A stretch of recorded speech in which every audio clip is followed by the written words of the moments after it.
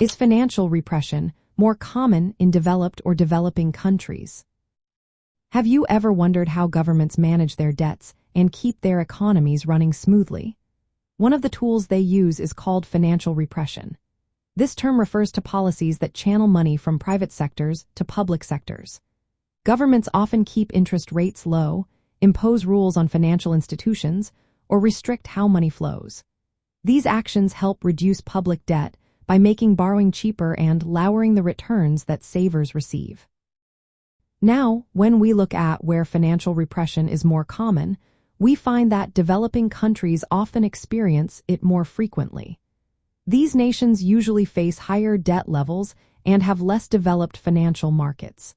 This situation makes government intervention in financial systems more necessary.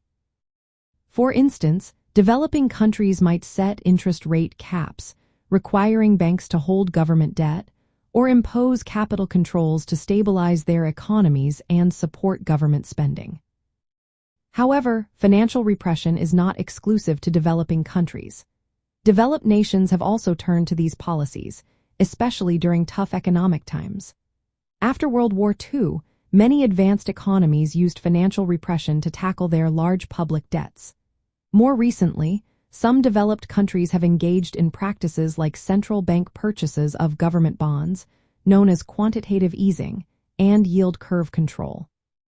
These methods help keep borrowing costs low and manage debt levels.